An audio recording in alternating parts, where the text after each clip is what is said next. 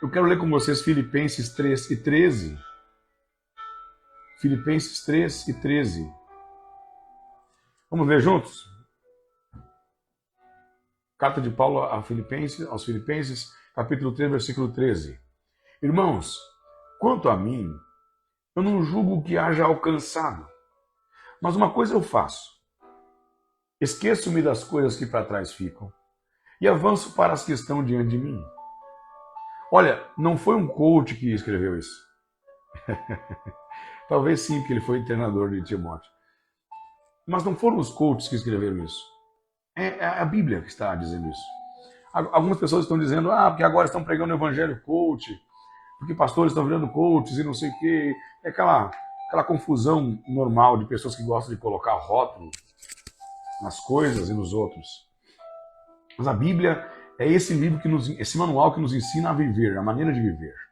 A Bíblia nos apresenta a salvação e também o reino. A Bíblia nos apresenta a como Deus planejou nos resgatar e como o meu sim pode me garantir a entrada, o acesso à salvação. Mas a Bíblia também é um livro de princípios, é um livro de sabedoria milenar, é um livro de maturidade. Então, não utilize a Bíblia apenas para uma coisa, não apenas para buscar se salvar e depois, então, se você usar a Bíblia só para se salvar ou para buscar a salvação em Cristo, e depois você simplesmente achar que acabou o papel dela, você vai deixar ela em cima da estante. E se você usar ela apenas como um manual de princípios para você viver melhor e não encontrar salvação em Cristo, você já sabe o que vai acontecer. Você vai ganhar o mundo inteiro, vai conquistar dinheiro, vai prosperar, que a Bíblia tem ensino para tudo, mas vai perder a salvação da sua alma, e é a vida eterna, que é muito mais importante. Então, essa é a relação. Como a gente chegando aqui, a Ângela, tudo bem, Ângela? Ângela Somar, bem-vindos. Então, essa é a relação que você tem que ter com a palavra de Deus. Você encontra Jesus para ser salvo, para entender o que ele fez, para dizer sim ao seu sacrifício. E depois você utiliza a Bíblia como esse manual de convivência, como esse manual de princípios, de resposta para todas as áreas da sua vida. Então, quando alguém vai rotular um pregador ou um pastor dizendo, vocês viraram coaches, porque você ouviu uma mensagem dizendo, esqueça das coisas que ficaram para trás, olhe para frente, foco na frente, vamos viver o novo de Deus. Daí tem alguém, coach.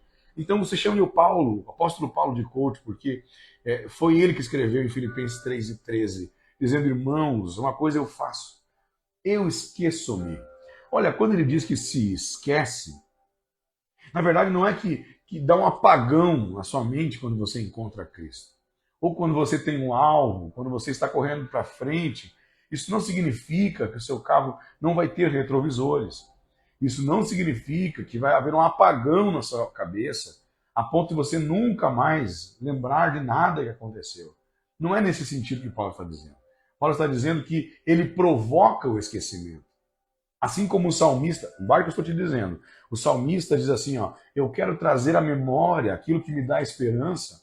O salmista nos ensina a provocar boas memórias. O salmista Davi nos ensina a provocar boas lembranças, boas imaginações. Ok? Já Paulo está dizendo, eu provoco o esquecimento. Ou seja, eu não fico remoendo, forçando. Sabe? Olha aqui na mensagem do Charles. É isso aí, Charles. Isso mesmo. Então, eu não fico remoendo, devotando, me devocionando ao que passou. Paulo está dizendo, eu estou me esquecendo, esquecendo-me. Olha que coisa linda, né? O texto diz assim, uma coisa que eu faço é esqueci das coisas que para trás ficam. Então isso pode ser uma crença mística de você achar que no momento que você olha para frente, você vai zerar, vai apagar o que você fez, o que você viveu. Não. Mas o que você vai fazendo é provocando essa memória para não estar tão em pauta, não estar tão atual. Porque tem gente que quer reviver o passado. Eu vou dizer para você em dois aspectos. Há pessoas que querem reviver o passado porque teve um passado de glória, e há pessoas que não conseguem sair de um passado de derrota. Você lembra quando Jesus chamou os discípulos? Eles não eram discípulos ainda, né? Jesus chegou na beira do mar de Tiberíades, e eles tinham pescado a noite inteira. A noite inteira. Você imagina, eles eram pescadores profissionais, pescaram a noite inteira, não pegaram nada. De repente Jesus chega e fala: olha, pegue a rede e lance para o outro lado. Olha, Jesus estava propondo o novo de Deus. Ele estava dizendo: olha, vocês vão ver algo acontecer agora. Não é para o mesmo lado. Ou seja, a primeira coisa que se pensa é: quando um pescador escolhe o lado que ele vai jogar a rede, ele sabe o lado que tem peixe. É diferente de anzol. Anzol, às vezes você joga lá embaixo, por mais que ainda anzol você faça essa pesquisa também. Mas rede é muito mais. Ele precisa encontrar cardumes. Ele precisa encontrar a hora, ele sabe a hora certa, a maré, a estação, o tipo de peixe que ele quer pescar. Então o pescador sabe o lado que ele vai jogar. Só que Jesus faz uma proposta diferente, dizendo: joga para o outro lado. Então é para um lado que você ainda não jogou. É algo novo. É diferente. E olha só, quando Jesus fala: eu quero que você se lance no novo, jogue as suas redes para o novo. Olha o que Pedro responde: Senhor, havendo pescado a noite inteira, não pegamos nada. Pedro estava querendo reviver a noite anterior. Em nenhum momento Jesus perguntou: escuta, vocês estão pescando alguma coisa? Escuta, vocês tentaram pescar alguma coisa a noite passada e pegaram alguma coisa? Em nenhum momento Jesus perguntou para ele. Ele falou assim: pega a rede e joga para o outro lado. Aí quem trouxe a memória? Gente, isso aqui é sério. Quem trouxe a memória da noite passada foi Pedro. Foi Pedro que disse: Senhor, mas a noite passada... Eu não perguntei, Pedro. Eu não te perguntei, Pedro. Mas, Senhor, a noite passada, Pedro está querendo reviver a noite passada. E Jesus está dizendo: não é sobre a noite passada. É sobre algo novo. Então Paulo está dizendo: esquecendo-me. Eu estou aos poucos provocando esse esquecimento, quando eu não forço para trazer à memória aquilo que já passou. Glória, a palavra de Deus é linda, meu irmão. É linda, minha irmã. É incrível. Ele não diz assim: uma coisa eu faço, esqueci de tudo que passou, né? Apagou. Não é por completo, mas eu estou esquecendo-me, porque eu não vou forçar para trazer à memória aquilo que não me dá esperança. Esperança é sobre futuro. A esperança não está no passado. Por isso que o salmista diz: quero trazer à memória aquilo que me traz esperança. Ele está dizendo: eu quero puxar do passado aquilo que me faz enxergar o futuro. Parece meio filosófico, meio confuso, mas não é. É mais simples do que você imagina. Paulo está dizendo: eu vou esquecendo-me, porque eu vou provocando memórias que não me fazem me prender, mas memórias do meu passado que dizem respeito ao meu futuro. O salmista está dizendo: eu quero puxar da memória. Olha, como é que você vai ter memória daquilo que não aconteceu? A memória é do que passou. E o salmista está dizendo: eu quero puxar da memória aquilo que me dá esperança. A esperança não mora no passado, a esperança está na frente. Então, se tem uma coisa que você precisa fazer, ou que você deve fazer, ou se tem uma autorização que você tem para voltar para o passado, é para redirecionar o seu futuro. E não é para ficar lá, porque há memórias que estão lá atrás que só fazem você voltar atrás. Irmãos, eu não cheguei aonde eu queria ainda, mas uma coisa eu estou fazendo. Eu estou esquecendo-me das coisas. Eu tô cada dia mais me devotando ao que Deus tem para mim hoje, o que Ele tem para mim amanhã. Eu estou fazendo devocionais. Guarde o que eu vou te dizer. Toda vez que você rumina um pensamento, analisa um pensamento, que você repete um pensamento, toda vez que você medita em um pensamento, você se devota, você faz um devocional. O que é se devotar? É se debruçar. Quando você está sentado na cadeira e fica remoendo coisas que aconteceram, e ficar ali pensando o que aconteceu, como fizeram, olha o que fizeram, olha o que eles deveriam ter feito, eles não fizeram como deveriam. Toda vez que você faz isso, você se debruça, aquele pensamento aumenta, você se devota. E o primeiro conselho que eu te dou hoje é: pare de fazer devocional para o seu passado. Pare de fazer devocional para o seu trauma. Pare de fazer devocional para a ofensa. É por isso que o nome dessa live é Devocional Direção. Porque você vai se devotar pela manhã a Deus e não ao seu passado. A tendência sua, quando você não escolhe buscar a Deus por opção, é sentar e ficar remoendo as imagens que você já tem. Só que o novo de Deus, muitas vezes, não está em memórias que você já tem. É sobre coisas que vão vir, vão acontecer e talvez você nunca tenha visto. Ou melhor, você nunca viu o que vai acontecer.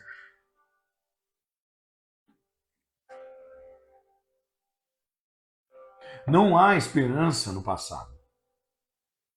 Então, a tradução desse texto é: uma coisa eu faço, meu irmão, é que eu apaguei tudo que está no passado, foi tudo apagado, né? Eu esqueci tudo, deu um apagão.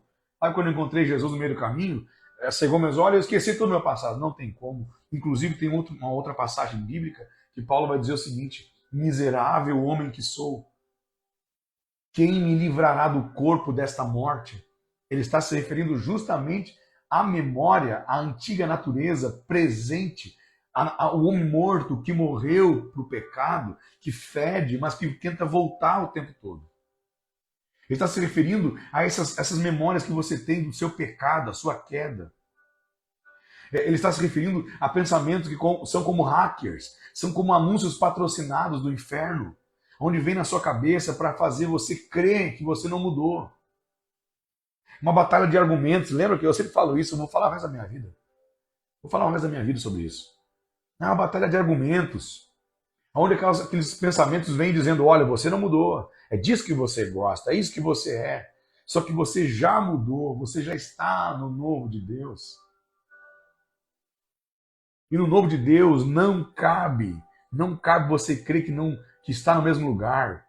Deus já te trocou de lugar, já te trocou de caminho. Ele está mudando você para você acessar o que Ele tem para você, sem que você estrague tudo. Porque se você entrar com essa cabeça de hoje, pode ser que você estrague tudo que Ele tem.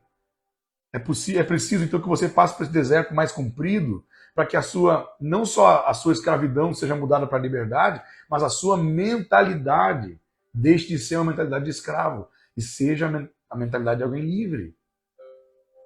Só que liberdade é essa? Eu sou livre. Livre para quê? Se é para mim ser livre, para não ter um propósito, para não ter um rumo, não faz sentido. Sabe, existe o arquétipo do herói. Você vai assistir filmes de herói. Depois que eu tive filhos, eu comecei a assistir mais filmes de heróis. De vez em quando boto um filmezinho de herói. Claro, os que dá para assistir, né? Tem uns que só Jesus. Aí tem um arquétipo por detrás do herói. Você já percebeu que todo herói vive um dualismo entre vida normal e vida extraordinária? É um arquétipo isso, né? É uma forma de trazer para você até uma mensagem positiva. Bacana, não vou criticar não. Essa ideia de que de dia ele é o Clark Kent, de noite é o Superman. De dia ele é o Peter Parker, de noite é o Homem-Aranha. É aquela coisa assim de ele entender que aqui ele trabalha, mas de noite ele salva o mundo. Esse dualismo dentro de nós existe, sabia? Quando você se sente alguém comum, mas quando você entende que a partir do momento que você recebeu algo divino, você tem uma missão para cumprir que é muito maior. E parece que durante o filme, claro que é tudo uma historinha de ficção, né? Mas dá para tirar as mensagens, que nem no filme do Rei Leão lá. Você tira várias mensagens bíblicas de dentro. Esse é o nosso papel, é converter os filmes. Então, assim, ó, o herói, eu tirei algumas lições bacanas sobre aquilo, porque ele passa o filme inteiro nesse dualismo, nessa crise de identidade, sem saber quem ele é. E lá nos meados, isso chama-se de arquétipo do herói, isso está no storytelling, né, que é uma estratégia de contagem de histórias que está por trás de todos os filmes de heróis. E alguns filmes que não têm heróis com nome, com capa, mas tem um personagem ali que os diretores colocam sempre com esse arquétipo do herói também.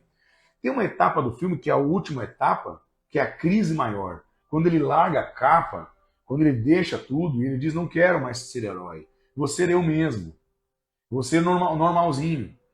Mas nessa fase dele ser normalzinho, ele começa a ver os problemas. As pessoas sendo assaltadas, bancos sendo roubados, pessoas morrerem. E ele vê aquilo ali, ele está em crise, mas ele não se move ainda. Quando é que ele resolve se mover? Quando ataca a mulher que ele ama, ou quando ataca os pais que ele ama, ou quando aquilo aperta mais no sapato. Aí ele percebe que não dá para fugir daquilo. Isso é muito, muito interessante, né? Como a gente entende isso de outras formas. Daí então ele pega e assume a identidade que ele é de verdade. Ele deixa aquela vida de normalzinho, então, para ser alguém que vai salvar as pessoas integralmente. Por quê? Porque ele entende então que o que ele recebeu, ele entende então o privilégio que é ter, porque muitas vezes esses heróis passam por aquele processo de achar que ele é uma aberração, que ele é um problema, que aquilo que ele recebeu foi um problema, até que ele entenda então que aquilo que ele recebeu foi um dom. E aí então ele vai para a liberdade. Lá sai o Superman voando, sei lá, o Homem-Aranha sai com a teia, sei lá, o outro herói, me ajuda aí, não lembro mais de cabeça. Mas esses aí que saem voando, eles saem para conquistar, para proteger as pessoas, ele vai para a liberdade. Mas é uma liberdade que escraviza ele no propósito. Então, que tipo de liberdade é que nós recebemos em Cristo? É aquela liberdade que você recebe para fazer algo. Se você é livre para fazer nada, você não é livre. E se você é livre, aleluia, e vive por um propósito, você também não é 100% livre. Você é de fato, aleluia. É uma coisa meio confusa, parece, né? Mas é lindo de falar isso. Porque Jesus cura o cego de Jericó, ele diz, vai, a tua fé, vai, você está livre. Antes você pedia esmola, você dependia de alguém para caminhar, você não enxergava. Agora eu curei teus olhos. Agora vai, a tua fé te salvou. E o texto diz, e o cego seguia Jesus pelo caminho. Quando Pedro vai dizer, Senhor, quem é que pode ouvir palavras tão duras? O povo está indo embora. Jesus vai dizer, vai também, está livre. Você não quer ir também? Aí Pedro vai dizer, para onde eu vou, Senhor? Porque eu sou livre para te seguir. O cego de Jericó é como se ele estivesse dizendo isso. Antes eu não podia ver, e quando eu te chamei, eu só queria ver. Agora que eu estou perto de você, já estou vendo, já não é mais sobre querer algo de você. Agora, quando você diz vai, eu fico, porque agora eu quero você. Aleluia. Então você é livre para fazer algo. Essa história de liberdade para fazer o que eu quiser, a hora que eu quiser, isso é libertinagem. Isso é o mau uso da liberdade. Libertinagem é o mau uso da liberdade. Não, eu sou livre para fazer o que eu quiser. Meu irmão, você tem noção do que você quer de verdade? Você tem noção de quantos barcos furados você entrou só porque quis fazer o que quis? Quis escolher a pessoa que quis? Quantas bobagens você já fez na vida só porque disse, eu quero fazer o que eu quero? Você tem noção como estaria o teu corpo hoje se você comesse só aquilo que o teu corpo pede? Só o que você quer? Você tem noção o quanto distante você estaria de Deus hoje, quanto prejudicado você estaria em todas as áreas da sua vida se você fizesse só o que quer? A grande verdade é que nós precisamos de uma voz, de uma referência, nós precisamos de um norte, de uma palavra, nós precisamos de uma palavra. Foi isso que Pedro diz para Jesus, para onde eu irei, se só tu tens as palavras de vida eterna. Sabe o que Pedro estava dizendo? Pedro estava dizendo, Jesus, parafraseando, você não lembra quando você me chamou lá na beira do mar de Tiberíades? Eu tinha jogado a rede o dia todo, a noite toda, eu não tinha pescado nada. E quando o Senhor disse, vai para o outro lado, eu disse, meu Deus, é muito novo isso. O novo de Deus assusta às vezes, mas eu vou por causa das tuas palavras. Pedro estava dizendo, Jesus, eu aprendi a ser guiado pela tua palavra desde o dia que você me chamou. Agora você chega para mim e diz que eu estou livre de você? Aleluia. Só porque os outros foram embora, porque eles queriam pão e peixe, e o Senhor disse que o Senhor é o pão? Só porque eles estão indo embora? Eu não vim pelo pão, eu não vim pelo peixe. Se eu viesse pelo pão, eu teria ido embora com a multidão. Se eu viesse pelo peixe, eu teria ficado no barco cheio, que o Senhor encheu o meu barco. Mas eu vi desde o dia que eu aprendi a andar pela tua palavra. Senhor, eu pesquei a noite toda, mas pela tua palavra eu vou lançar de novo. Se a tua palavra me fez pescar peixe, e depois do convite, a tua palavra me prometeu ganhar pessoas, para onde eu irei? Se só tu tens as palavras que provocam vida eterna. O novo de Deus é assustador por vezes. É assustador. Você pode ficar assustado, desde que você tenha uma palavra, meu irmão. Se você tem uma palavra, então descansa teu coração. Há pessoas que estão se lançando no mar aberto, sem uma direção, elas vão se afogar. Mas nessa manhã você entrou aqui para receber uma palavra. Volte jogar as suas redes ao mar alto. Não porque você precisa de dinheiro para pescar. Não que você está pescando para ganhar dinheiro, não é por dinheiro agora. Agora é pela minha palavra. É por isso que o nome é pesca milagrosa. O título que colocaram é bem pertinente. É por isso que é pesca maravilhosa. Porque antes era normal ele pescar e trazer dinheiro para casa. Agora, através da palavra, é maravilhoso fazer o que Deus mandou. Então, você se move com mais fé quando crê que está na frente algo melhor do que aconteceu atrás.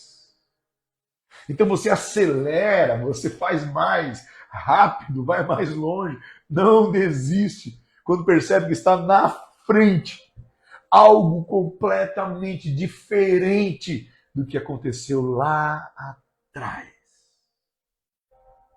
Isso é sabotador. O seu cérebro é sabotador. Ele vai querer enxergar o que está na frente com os olhos do que aconteceu lá atrás. Então, quando eu te disser que Deus é Pai, a palavra Pai vai mostrar a alguém.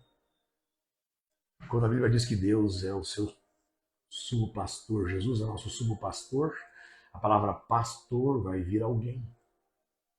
Quando nós entendemos que Deus é nosso professor, vai aparecer alguém. E pode ser que esse alguém não represente quem Deus é. Abra-se para o novo. 2 Reis, capítulo 4, versículo 6. Eu estou preso nesse texto, meu irmão.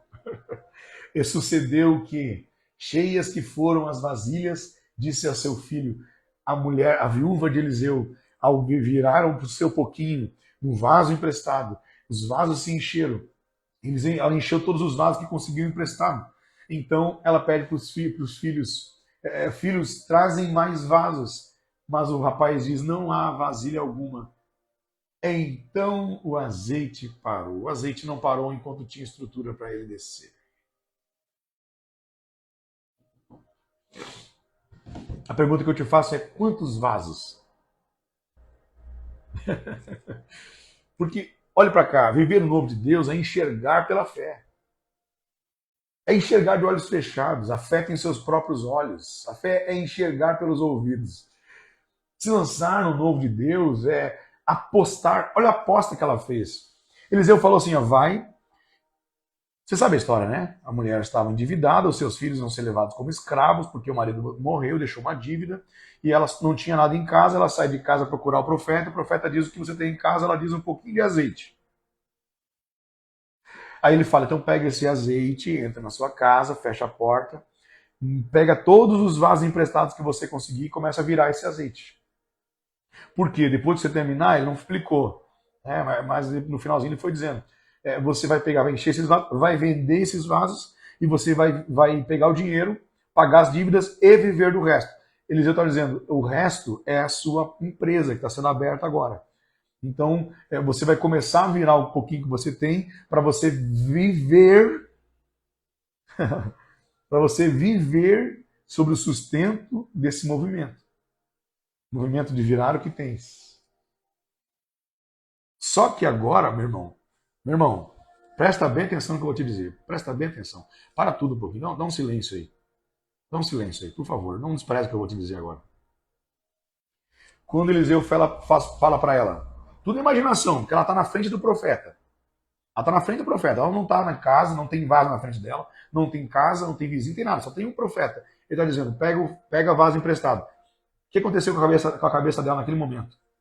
que acontece com a nossa mente? Ela começa a imaginar. Então ela estava imaginando. Quem eu vou pegar vaso? Aonde? Tá. Pegar vaso, aí... Sabe quando a pessoa está querendo entender? O quê? Aí leva para casa o vaso. Sim. Pega o seu pouquinho e... Tá, pegamos um pouquinho e virando, ok. Quantos vasos ela pegou? Quantos vasos ela pegou? Conforme a fé dela. Você tinha que ter ficado até aqui para ouvir isso, né? Você tinha que ter ficado até aqui para ouvir isso, meu irmão. Aleluia, aleluia, aleluia. Mateus 9:29. Então Jesus tocou os olhos deles, dizendo: seja feito conforme a vossa fé. A quantidade de vasos que ela ia pegar não foi o profeta Eliseu que disse, foi conforme a fé dela. Porque a Bíblia diz que quando acabaram os vasos, o azeite parou. Deus não vai fazer mais do que a sua fé. Deus não vai colocar mais azeite se você não tem mais fé. Porque a sua fé vai fazer você trazer mais vasos. Essa é a expectativa de o quanto você tem para Deus derramar. Eu estou aprendendo lição poderosa agora em Deus. Eu estou aprendendo uma lição poderosa porque eu estou sentindo um fluir do céu aqui.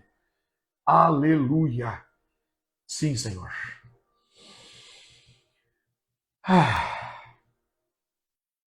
Vai e seja feito conforme a sua fé, Jesus disse aos cegos.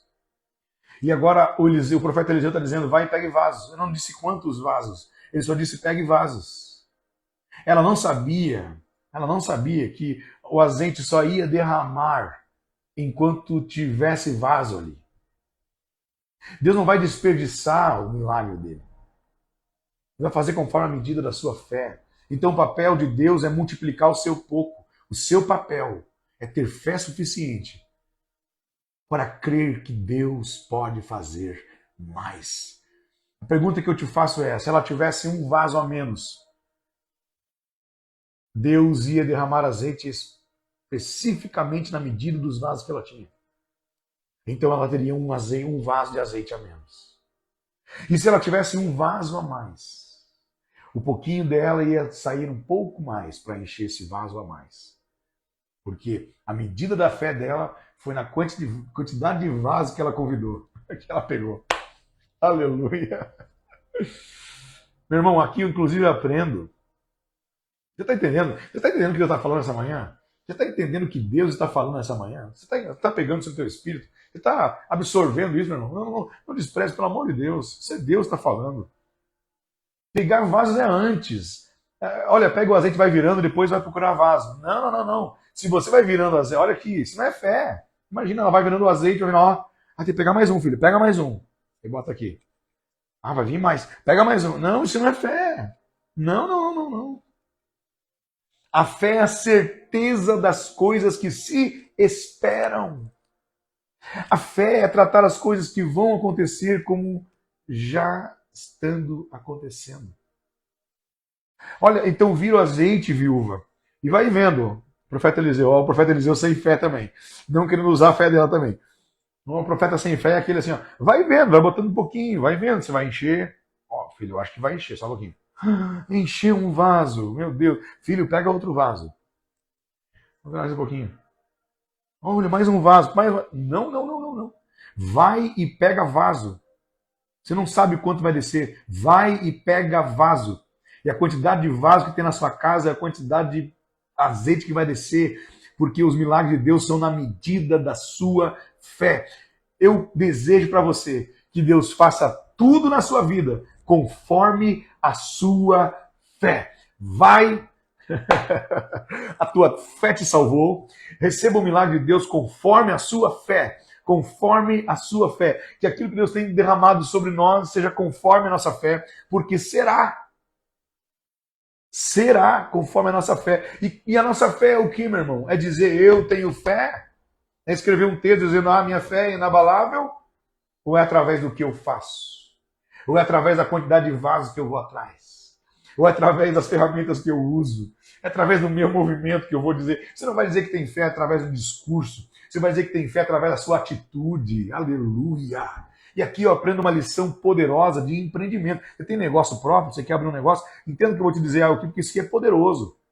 Isso aqui, eu vou fazer alguma coisa sobre esse texto ainda, porque isso aqui é uma lição poderosa de abrir negócio, de empreender. Deus está ensinando a mulher a ser empresária. Literalmente. Eu não estou forçando nada, não. O texto está ensinando ela a ser empresária. Ele estava dizendo, você vai pagar dívida, mas não é só pagar dívida. Não, você não vai pagar. Olha o que ele está dizendo. Você não vai pagar dívida com o dinheiro do azeite apenas. Você vai pagar a dívida com a renda que você vai gerar na sua empresa. Ele está dizendo, pega vasos para você ganhar, para você começar a fazer renda com a sua empresa. E através da renda da sua empresa, você vai pagar a dívida. Mas não é só a sua dívida atrasada. Você vai começar a pagar suas próximas dívidas que parar também. Porque eu estou garantindo para você que a palavra de Deus veio para você, mulher viúva. Não é só para você pagar o que passou, mas é para você construir um futuro e deixar um legado para os seus filhos. Então ele disse, pega vaso, não é para pagar a dívida. Porque ele podia dizer, pega vaso emprestado e vende esses vasos, sei lá o que ele podia dizer. Ou pega dinheiro emprestado de alguém. Não, ele falou, pega vasos, porque vai vir do céu a providência, a provisão que você precisa, para você empreender. E pagar a sua dívida com um negócio que está surgindo através desse milagre, desse derramar. Quantos vasos eu devo pegar? A pergunta é, Deus mandou você pegar vasos. Quantos vasos eu devo pegar? Conforme a sua fé. O novo de Deus é esse, meu irmão.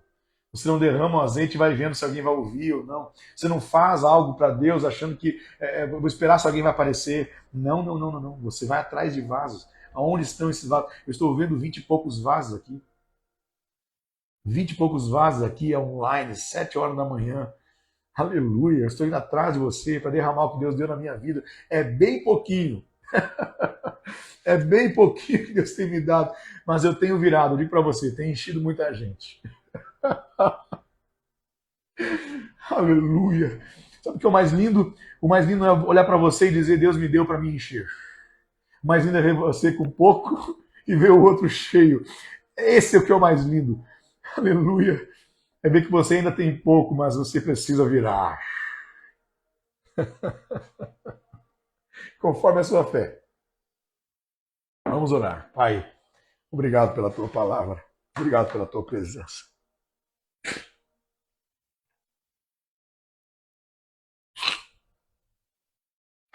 Conduza-nos segundo a tua direção. Conduza-nos segundo a tua vontade. Eu amo ouvir a tua palavra e andar sobre ela. Por isso eu vou viver o que o Senhor separou para mim. Nós vamos viver o extraordinário para mostrar o Deus que nós servimos. Eu acesso a sabedoria, prosperidade, a riqueza. O Senhor disponibilizou para nós. Eu não vou viver aqui nessa terra sem ter. Mas não vai ser ter por ter. Não vai ser para me encher. Vai ser para a tua glória. Hoje será mais um dia para a tua glória. Amém.